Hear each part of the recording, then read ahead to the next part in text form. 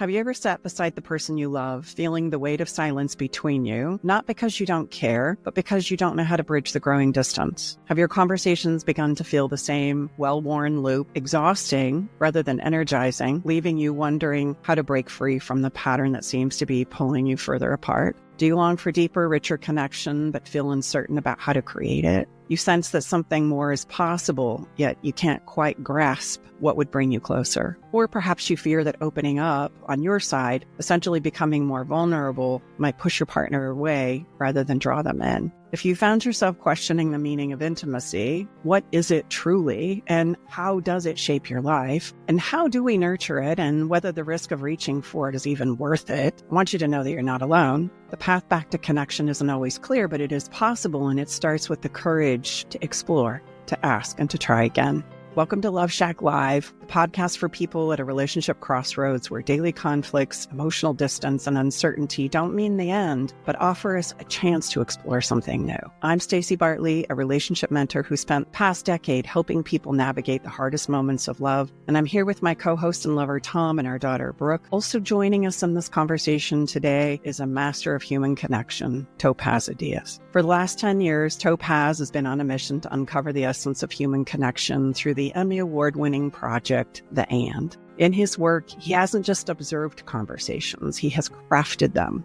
He has created the space where transformative dialogue can unfold. He has designed the questions that invite people into deeper understanding and ultimately help thousands of people across gender, social, economic, and cultural spectrums connect in profound ways. Through thousands of hours of watching, listening, and studying these conversations, Topaz has discovered something undeniable. We all crave connection, whether we realize it or not. He has seen firsthand how the right questions can shift perspectives, and how deeply we struggle with vulnerability, and perhaps most important, the profound rewards that come when we allow ourselves to truly be sane. He shares that each relationship has a space between, a unique fertile ground that, if nurtured, can fuel growth, deepen intimacy, and remind us of what it truly means to be alive. So today, we have the incredible opportunity to hear from someone who has dedicated his life to helping people bridge the gap between themselves and others, unlocking the full potential of human connection.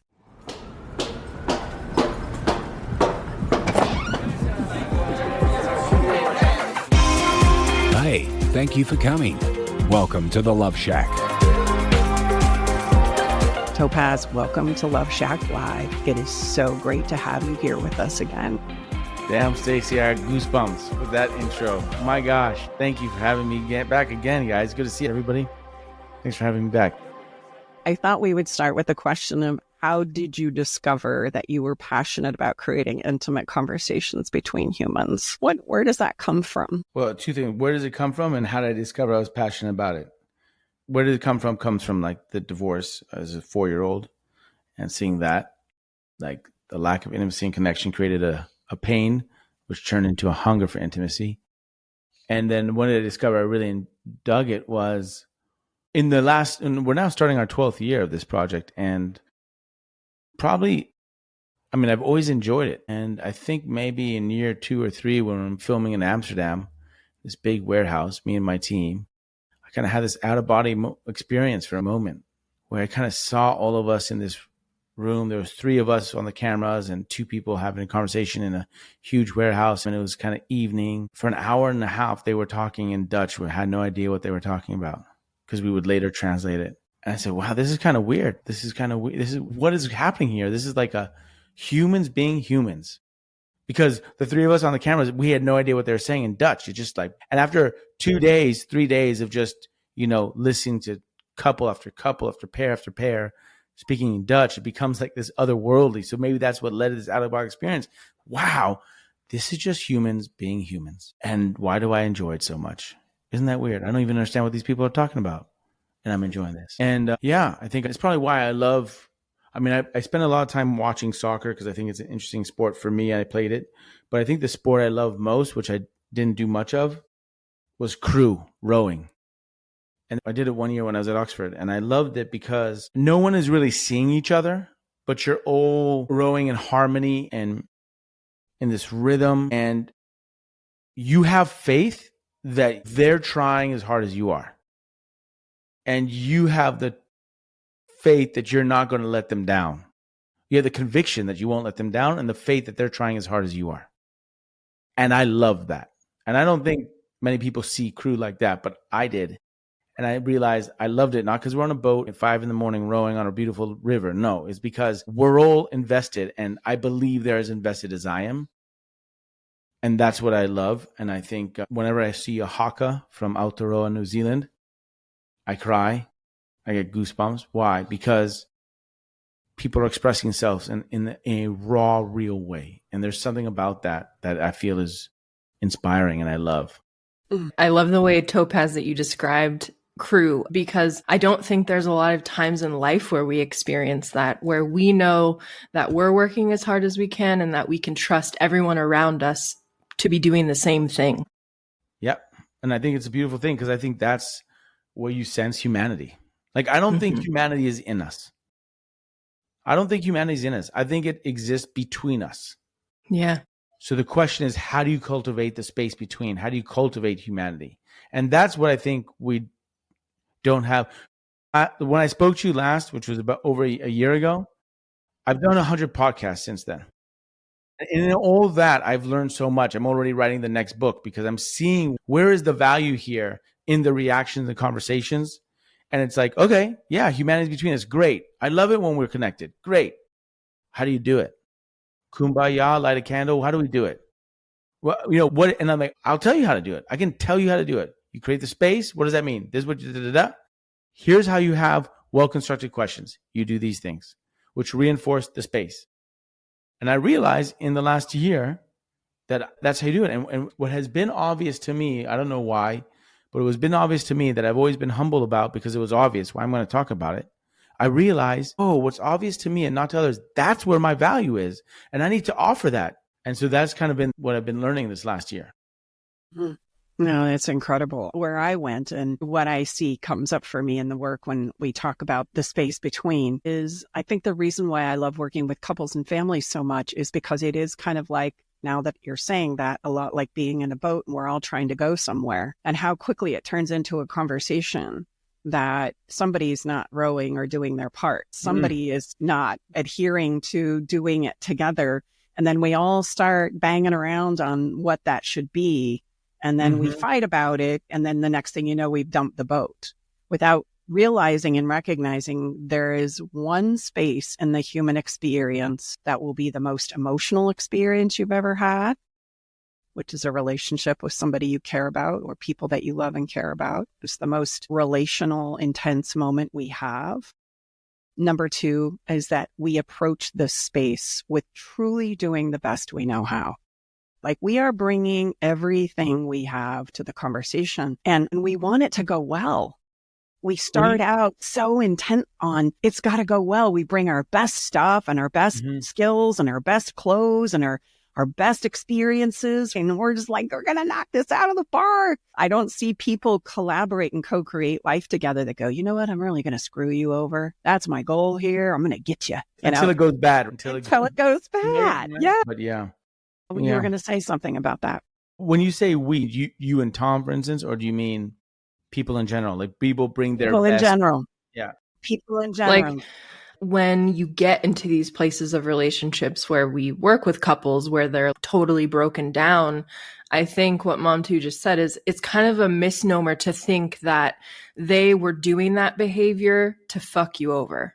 You know what I mean? Like, they were doing it to cope. They were doing it to get through this hard situation. Maybe that's because that's how they dealt with conflict in their family of origin. So in the beginning, you see it as, oh, I love this person and all of their flaws and all of their quirks. But then when things get hard, it suddenly turns to, oh, you're doing that to hurt me. You know? But Topaz, and what you said, though, and I think this is the greatest disconnect in the relationship space that we don't associate to any other part of our lives is, like you just said, you have the exact recipe to create this. So we have not had accomplishment in other areas of our life without precise investment of time, study, focus, energy. But yet we're supposed to meet a special someone, have this connection. And how does the story tell? Everyone, I've talked to people all over the world, and they live how? Everyone always can share happily ever after. Well, potentially. Yeah. But, you know, I always say, look, Staci's given me the exact recipe. When she's upset, she's told me exactly, can you please do this for me, A, B, C, D? Heck yeah. I'm all over it. But I mean, I think it's granular. You follow the recipe and you've proved it. I mean, this is not theory. You've proven it over and over, all over the world. So I find this fascinating. Well, like you're surprised this didn't go well. How much have you invested in it other than the expensive day of ceremony? How much else have you done? Right. Exactly. And also, I mean, there's so much. One, it's when the going gets tough that you really see what you're about and the relationship is about. So for me, you win an Emmy and the team tells you, thank you so much. This is an awesome moment. But like, that's not the moment when we really care about each other. It's not when we won the award. It's the 6 months before when we're all up against the wall trying to figure it out. And we're scared that the company would falter. And it's like, okay, we're in the trenches now. What do you do in the trenches? That's what cements the relationship. And you really see what people are made of and their commitment under pressure. So when you have the challenge, if you're in a safe, healthy relationship, which safety and comfort are not to be confused, because ideally you want to be safe and uncomfortable. But in those moments, are you going to create a more resilient relationship? This conflict is up. Great. This is practice for us. Why? Because there's so much more we want from our relationship. There's so much more we want from life. And when we want to climb bigger mountains, we got to train harder. Like we train our body. Where do we train? How to develop the humanity that's between us, that's in our relationships. When the second point was, I was talking to someone, a gentleman on a podcast who runs his own podcast, obviously Jason, an American living in Norway for 25 years. He's got a really nice conversation, beautiful heart. And he told me that a year ago he got cancer and he has 2 kids who are in their early 20s and his wife. And he said, listen, I go, how you doing? And he goes, it's on the podcast. And he goes, well, I came to terms pretty quickly about dying and leaving my body, but I still haven't come to terms leaving my wife and my kids. And I think that's very true. I've had 2 friends in the last 6 months pass away to cancer. And I think, okay, if you're going to take my body, I'm going to go, okay. But the thing the hardest is my relationships. I'm not going to see my son again. I'm not going to see my wife again. So if that's the thing that's hardest to come to terms with, in our living right now, how much are we actually putting energy in developing and cherishing and cultivating those relationships? Because on the flip side, the ones that are closest to you kind of take for granted. That's my wife. She knows me for 20 years. We've been through thick and thin. Okay, she knows me. I don't need to ask these questions. I don't need to we're together. Okay. No, that's actually where most of the meat is. And isn't that ironic? Isn't that ironic? It is so true. It's one of the reasons why we created the Better Love Club, because we wanted a place where human beings could come in and do what we call emotional weightlifting, which is me working against and stressing myself. Because let's be honest, we struggle with connection because it requires courage of ourselves, the courage to be seen, to risk, to trust other human beings. And yet it's the thing that we yearn for and long for the most, because at our core, we know that life without it is exceptionally empty. So it's this conflict that we're constantly working through. And so where do we go to get stronger, more resilient, more capable, and increase our capacity to step into those courageous moments? Well, it takes practice. And think about we practice for everything in our life except for getting married. You know what I mean? We practice for having a marriage, after. Yeah. We practiced learning how to drive. We have to get a license. Practice learning how to cook. We practice using a knife in the kitchen. All of these things. But no one sits you down and says, hey, when you get married, you're going to need to learn to do all of these things. And they don't tell you that, and they don't teach you that. You're just expected to know. And then when it goes bad and you don't know all of the things that you don't know, you think, oh, I'm just a failure. No, there's just so many skills you're missing, you know? Because aren't we sold the story that love will conquer all? So if you have love, and that's an emotion, but there's also the action of love, which actually reinforces the emotion of love. And if you don't have the action of love, then the emotion of love will dissipate and change and will not gloss over the challenges. But then love can be deepened with action of love, which becomes another type of emotion and love. But like you said, we're not taught that. We're bought, and I think we are now. I mean, look, by virtue of the work you guys are doing and the communities you're building, people are leaning into that. Am I the only one that's ever had the experience where you finally get brave enough at a family gathering with your family members and you start to kind of reveal a little bit that like things aren't going so great and you hadn't had sex in 6 months and you're not quite sure what to do about it? Yeah. And that's the experience you get. Everybody starts to laugh like, oh, welcome to the crew. Yeah. It's kind of, oh, yeah, you're really adulting now, knock it out of the park, go get it, because nobody has any answers, but everybody relates to the experience. And then you'll be fine. You'll figure it out. You're left there going, what? Like everybody's known behind the scenes, like we didn't know how to do this and nobody's talked about it. And now you're welcoming me to some club, Has anybody had that experience outside of myself? Stay with us. We'll be right back. Hey there, Love Shack Live family. It's Brooke. If you're listening right now, chances are you're navigating one of the hardest moments in your relationship. Maybe your partner has asked for space and you're left wondering, what do I do? What's next? I want you to know you're not alone. This is such a tough and scary place to be, and it's okay to feel unsure or even overwhelmed. That's exactly why we created the Love in Limbo 30-Day Roadmap. This isn't just another program. It's a sacred, supportive experience designed for those moments when everything feels uncertain. Whether you're trying to make sense of your partner's need for space, navigating your own emotions, or just searching for clarity about what's next, this roadmap is here to guide you. And here's some good news. Our next round begins on January 5th, 2025. To make it even more special for you, our amazing podcast listeners, we're offering an exclusive 15% discount off of all of our programs. Just use code LOVESHACK15 at checkout. This is our way of saying we see you, we value you, and we're here to support you. So don't wait. Head to loveinlimboroadmap.com, use your code, and take that first step towards finding peace, clarity, and connection, whether it's within yourself or your relationship. You're not alone in this journey. We're here to walk it with you every step of the way. Let's do this together. Yeah, that's why people who have no business giving relationship advice give it all the time to their kids and their friends and their family members. And then, you try it, it doesn't work because it's shitty advice. And then you again think you're a failure. It's because we don't talk about how relationships really work and what it really takes to keep them good. We work very much in the space and separation place, Topaz. It's just a work that is near and dear to my heart because humans are coming in from just a tremendous amount of struggle. And it's so incredible to watch them become strong and resilient and to realize things about themselves and their partners that just simply weren't so. It's amazing how we start to kind of like turn them into monsters and demonize them for their own struggles of trying to cope and get along and do as I do the same. And we're all doing it, Look, we're all doing the very best we know how, given where we come from and the experiences we know to be true. So if we could just all give everybody a hall pass for a minute and look behind the behavior, because if you understood the story behind it, you would understand it. It would make so much more sense. But the behavior itself on the front side is just so mesmerizing and confusing. At what point do you actually not engage in a relationship and cut it off? Like at what point how do you know you're in a toxic relationship? Because I'm always saying, safety is imperative, but not to be confused with comfort and discomfort. You want to be safe, but uncomfortable.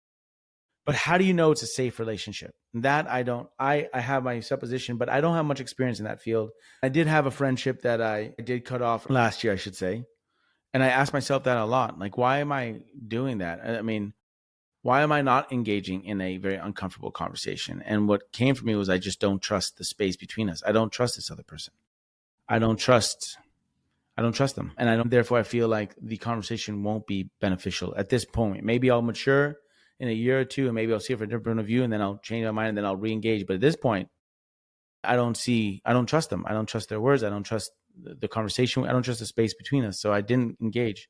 So I'm wondering for you guys, because sometimes there are toxic relationships where, or at least I've heard, where you just, because that's the first time I've ever cut someone off. Well, how do you guys know? Do you ever do that? Or are you saying, no, we always go uncomfortable no matter what? Teach it in a skill like this, Topaz.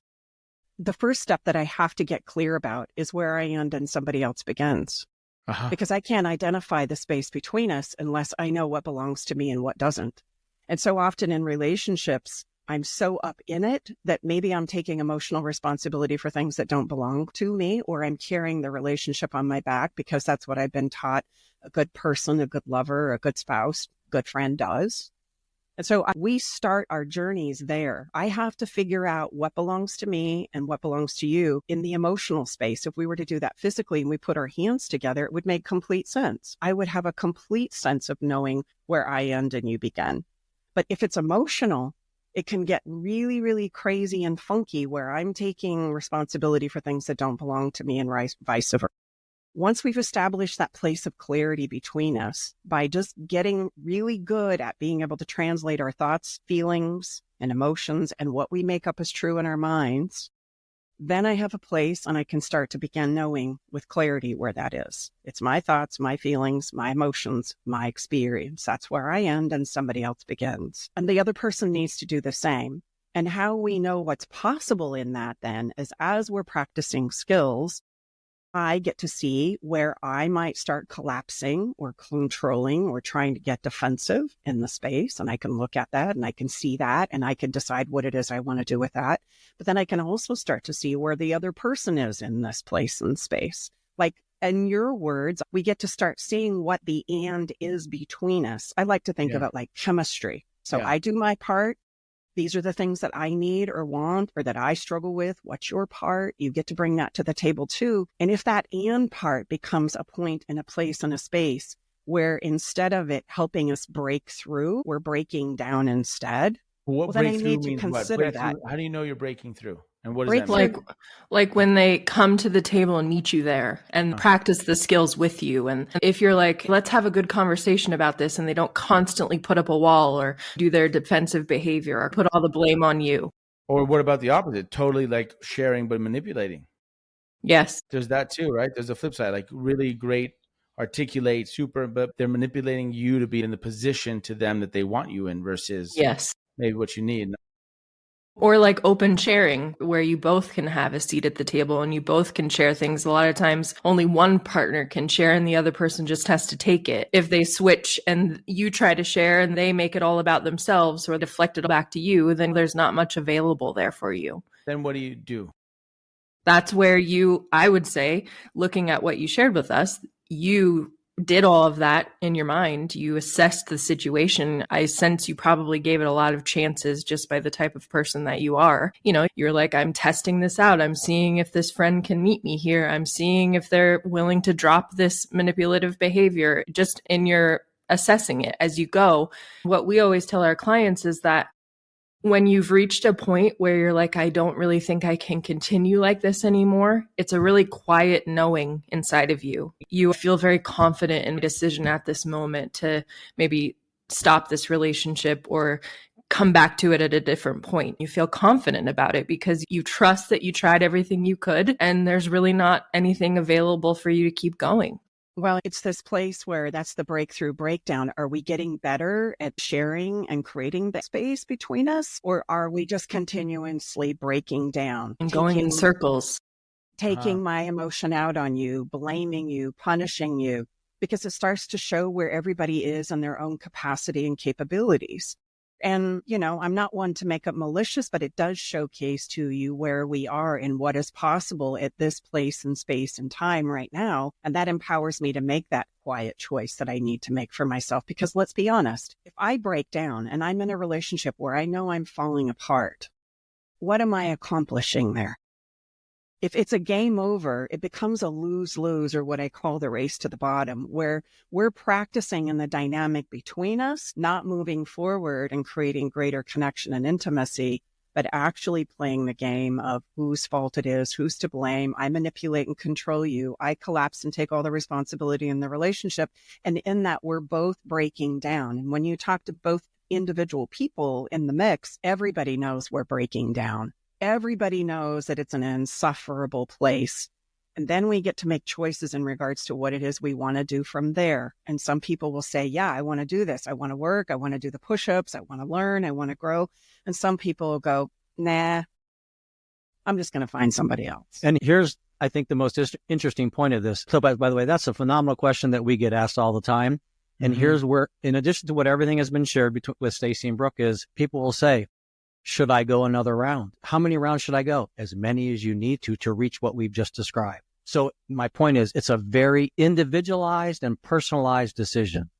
But People want us to tell them, but we Yeah, don't. We don't. Well, don't any of us want it to be told? Yeah. Like, when can I let go? And just like I can't tell you who you are or where your place in the world is or what you should do for a living or how you want to show up as a X, Y, and Z, we need to find and discover those places inside of ourselves. So it's a journey. And so if you're feeling like you can't let go right now for whatever reason, it's not my place to tell you and remind you about all the egregious things. It's my place to help you see and understand what it is that you're not able to let go of, so that you can then say, okay, well, let me tweak this, and then I'll step in and see what happens. Then I can step in, and you'll find that as we go through rounds like that, there'll always be a clunk. One of two things are going to happen. We're making tremendous progress. This is awesome. Look at us go. I didn't ever think this was possible. Or you start to go, okay, I get it. I see clearly now why this isn't going to work for me and not work for you.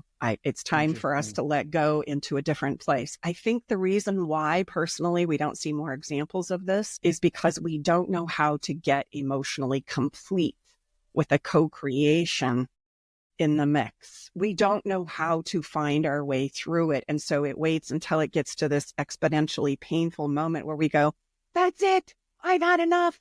You're this. I'm out. Because we're doing it from a place of unresolved. We're incomplete. We don't understand. We don't know, especially what I'm thinking and feeling and what didn't work and, all those things. When we can get to a place of completion, then we can let go, even though it's still hard and it's still difficult.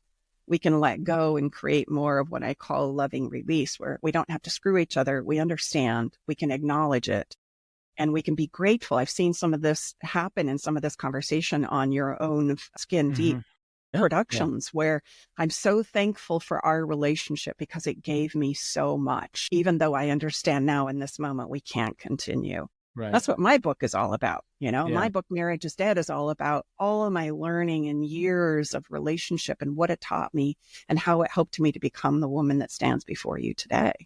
And I think we don't treat relationships like that. We don't teach them as the, shall we say, playground of learning how to become a better me and what works and doesn't work for me. We use them as something that's expected or owed. We use love as this thing that's supposed to see us through and keep us together forever and always. And love is a great place to start, but it never gives us any guarantees like that. I think the soul that we are, as you said, I don't think that we come together as humanity.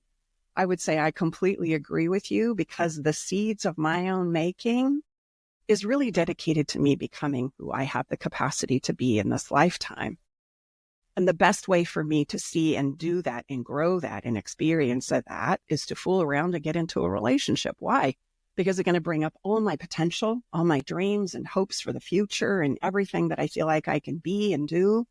But it's also going to bring up all my fear and insecurity at the same moment. And the more I care, the more intense it is for me to see, look at, and work through, because our emotions are invisible. We don't get to see them like seeing our bodies, right? We have to feel them and experience them in order to understand what to do with them.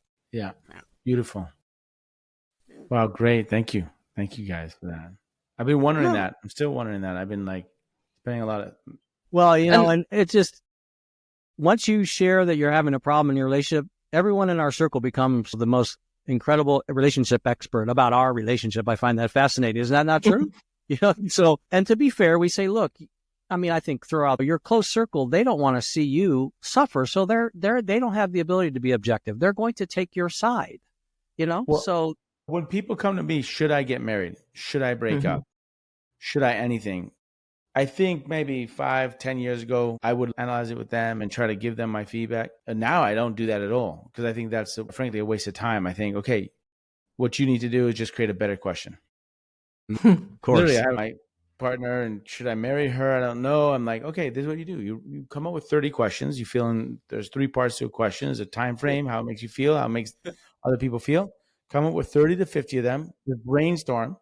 What can I do in the next 6 weeks to really challenge myself in intimacy such that I can be best prepared for a loving relationship with a future partner? What can I do for the next year to really feel safe and calm my nervous system such that I can be in a position to then explore a relationship in the future? What can I do in the next 6 months to go to the edge, test myself out as much as possible in intimacy so that I can be a good contributor to my family? Look at this brainstorm. Circle the one that inspires you most And then whether you should be with that person, dump them, and marry them, that answer, that question will be obvious as to what you should do with that relationship. When it applies to work, just when you're banging your head around the circle, it's because you're not asking a quality question. Construct a better question that inspires you. The answer becomes obvious. Now that's my spiel. When people, hey, I want to take my business to do this. I say, okay, great. Why? Why that? How's this? Before we go and make the strategy, because the execution actually is easy. It's like, what are you really after? Why do you need to make a company that affects 1 billion lives or $1 billion or that goes exit or that, what is it? What is it? What is the emotional state you're trying to fulfill? Let's create a question that really drives it. And then you'll know what to do. Yeah. You teach about this in your book, 12 Questions for Love. You teach that the questions that we ask are the crown jewels of our conversations. And as you encourage, put more energy into the questions and the answers will change. So I would love for you to teach us a little bit about great questions and how you craft questions. Look, there's 5 things. People say, first of all, there's no right question. There's no wrong question. But there are better constructed questions than others. To what end? You can say, like, there are better constructed questions, and it's not an art, it's a science. The art comes in terms of the sequencing of the questions, right? But there is a science to it, and the science is here. There are 5 parts, 5 qualities that if you can bring 1, 2, 3, or all 5 into it, they will improve the quality of the question in the scope of a relationship. So you're talking about any type of relationship with your father, your best friend, your spouse, your ex, co-parenting partner, your children. You do these 5 things, you will have really incredible conversations. The connective one, a lot of people miss. So let's start there, which is the most unique thing. A connective question is one that acknowledges the people who are in the conversation. And the litmus test for that is you go, okay, if I'm going to ask you this question and you're going to answer this the same way as if anybody asked you that, it's not a connective question. So, Staci, what do you love about relationships? Okay. Tom says, hey, Staci, what do you love about relationships? And Brooke, or a stranger, says, what do you love about relationships? Well, I'll tell you what, I love this. You're going to answer that question the same regardless of who asks. But if you make it connective, it acknowledges who you're in conversation with, and therefore it's a different answer depending on who's asking, because it reflects the people you're in conversation with. So if I change that question to, Staci, what do you think we both love and hate most about relationships? If I ask you that, and Brooke asks you that, and Tom asks you that, and a stranger asks you that, you're going to answer it totally differently because we're totally different people. And you have a different relationship with each one of us. You're not going to answer the same question if Tom asks you than Brooke asks you, because you're different. You have different relationships. The question acknowledges the connection. So what does that mean? A, it makes that conversation that much more unique because it's acknowledging the person who's in front of you. We ask a lot of questions that don't acknowledge the people in the conversation. So it becomes just at some point I'm going to get bored of listening to you, because it's about you and okay. That has nothing to do with me. It's reflective of our relationship. So me asking the question, I'm actually more interested in the answer because your answer is a reflection of your opinion of me, your perception of our relationship. Isn't that interesting? So 1, make the question connected. 2, make it constructive. Have it be a question that fetches a constructive answer. Why do we fight so much? Why did he or she dump me? Are these questions going to fetch you quality answers that are going to make you feel better, that are constructive, that you can give you agency? Instead, you can say, what is our biggest challenge right now, and what is it teaching us? Why do I feel we're fighting so much, and what can I learn from that? What am I going to take away from this relationship that I'll carry to the next? Our minds are faithful dogs that chase down any stick you throw, and the stick you throw is the question you ask. So throw the stick in a place that will fetch a quality answer. Be conscientious. The answers you're begging for are preceded by the questions you shape. So that's number 2. Number 3, if you're looking to explore your relationship, a relationship is not black and white. It's grays and colors and nuance. That's part of the beauty. So don't start a question with the words is, are, do, would, should. Because any question that starts with any one of those words, I don't care what it is, it begs a binary response. Are we doing the right thing? Yes, no. Should we move to Texas? Yes, no. Would you like to have dinner tonight? Yes, no. I'm talking about in the context of a conversation where you're exploring the nuance of your relationship. Don't ask binary questions, because there's no way that ends a conversation like that. You're begging a quick end. You want to converse. You want to explore. Start with why. In what way? How? If this, then that. Then what? Because if you start with those, that immediately begs exploration. There's no binary response. Number 4 is you want to make it a surprising question. You want to create a pause. Why do you want to create a pause? Because in the pause is where they're trying to find the answer. And if they're trying to find the answer, that means they haven't really thought about it before because they haven't found it yet. So Staci, Tom, don't answer this, but what is the truth you both hate telling each other in your relationship? What is the lie that you love telling each other in this relationship? See how they're different? It's like flipping. Or like in a business, you'd say, what is our pursuit of profit costing us? What are the values we don't share with our customers? So trying to put 2 different ideas together so that you take a pause and you go, okay, let me think about that. And there's also a nice one that I like that recently came up with, is like, you'd ask your partner, what's the special thing in me that enables a special thing in you? You know, there are many special things about you, but what's that thing in me? And not only is it that thing in me that enables in you, but it's also got to be something special. Do you see how that answer fetches a beautiful response? And believe me, your mind is just a faithful dog. I mean, you can give it the most complicated question in the world. It's going to go find some kind of story and answer to give you. Yeah, It'll do its best. This is what I'm sensing. This is what comes in. So really trying to create the space so that you're putting 2 different things together is really helpful.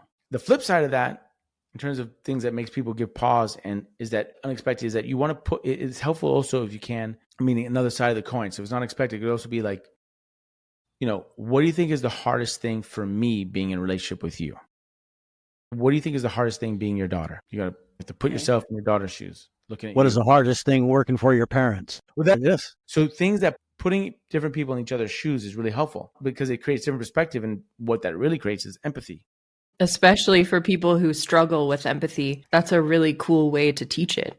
I don't know. I have to research this, but there's a lot of thing about identity and like that's the hardest thing to change. And I wonder if we can bypass a portion of that or jumpstart it if we just ask ourselves a different question. Because your mind is just a really incredible machine to go search for answers. But our hearts, if our hearts create the questions, we can fetch a different answer, which then may lead to different behavior. And number 5, you have one more, right? Number 5 is offer the question as a gift, not as an agenda. If we're here to cultivate humanity between us, what we're really saying is we're trying to invite the hearts to connect, if you will, the emotions to connect, not the mind, because the mind is built to protect. It's going to go find you answers, it's going to protect you. So offer the question as a gift, not as an agenda. Not a pointing finger. Why were you late to the dinner? Mm-hmm. Like, why do I feel like you don't respect me? And how do you do that? How do you do that is that you feel into your sentiment with curiosity. Like you started, Staci, like we're in a relationship when pretty much everyone does their best and not really malevolent. Okay, if that's the case, or if we believe that, and you believe that you're with your brother, your spouse, your parent, whatever, your child, coworker. Look, we're on the same team. We're family. We're this. This really hurt me. Do they really want? I don't think they really want to hurt me. Because if they really want to hurt me, I probably wouldn't be in a relationship with them to begin with. Because I don't trust them. So why do they do that? There's got to be a reason. Maybe it's so. Then ask the question from that curiosity. Yeah. Instead of the more superficial reactionary thing. Take pause and go, wait, what's underneath this? Because what's the real curiosity? They really want to fuck me over? Do they really want to? Is that what's really going on? If it is, am I even in this relationship? Wait, what is the curiosity? So ask the question from the curiosity because then offers a gift. Why? Because you don't know the answer. And if you don't know the answer, that is not pushing them against the wall. That's going, hey, I'm placing down an olive branch of peace here because it's out of curiosity. Will you pick it up and illuminate for me in your best way that you can why this thing turned out so I can maybe understand it a little better? That's number 5. We teach that as getting people in touch with the narratives and the stories that they make up from their minds, right? And how we piece those experiences together in a story that makes sense, because as humans, we love stories. And I'm going to tell you why I do what I do and who I am and all the ins and outs of it. And then when we start to share those narratives, you get to start to see behind the reality of things. I'm pretty convinced that in the emotional space and our relationships with other humans, we very much live in places of illusion. We think that these things are happening for X, Y, and Z, but until we ask the questions like you just described, we don't really know the answers, because we're not asking the answers. We're answering the questions for ourselves without involving the other person. And then the next part of that is then we're living congruent to that. We always say we don't have the intel. We have to ask the question to get the intel, but we answer the questions for our partners all the time. And then with the answer that we created, we live the relationship as if that's true. And here's the kicker. This is the part that I love the most. You know how we're all driving around on the highway and somebody cuts you off, and all of us kind of tend to go, sucker, watch where you're going, or giving them the one finger salute, only for me to go through the stoplight or the red light and then accidentally cut somebody else off. But here's the thing. In my movie, in my narrative, I know why I did it, and I know it wasn't malicious. So it's okay for me to do it. So we have this narrative that justifies our behavior, and I understand it. But when you do it, it's a totally different thing. When you start to see through that, oh, you do that too? I do that too. Oh my gosh. There's a common place and space where we're all cutting people off. We're all manipulative. We're all a hot mess. We all react. We all lie. We all do these things that we demonize other people for, but we ourselves know why I'm doing it. And it's a justifiable story. So it's not a problem when I do it. It's a problem when you do it. So let me ask you guys a question, because you guys seem very sweet. Brooke, you got a little more edge than your parents for sure. But I do. Z and Tom, I mean, but what is your relationship to anger? Because I think there's a healthy relationship to anger, which I've had a lot of it. And I wouldn't say it's been destructive, but it hasn't, especially with children. Now that I have 2 children, 5 and a 2-year-old, there's places I need to improve on that, But there are healthy uses of anger and expression, because you don't want to suppress it either. You need to let that out and explore it. So what is your relationship to anger? And what's the advice you give to your clients about managing and processing anger? First of all, let me say something really quick. It's very funny to ask them this question, because these 2 people are literally the least angry people on the planet. Really? And it frustrates me so much sometimes. I'm like, could you just be mad? Could you just yell? I call them the Disney couple, because they're just like Disney prince and princess all the time, and it's not fake. That's just how they are. But they do experience. Look, you're angry. I mean, come on. I can hear your mic. There's a peaking. The sound is peaking. So I guess they're the wrong people to ask. Maybe you are the right people to ask. Where has anger, what was the last time anger was in your life? I can get pretty rebellious. I get the last time anger is anger. Yeah.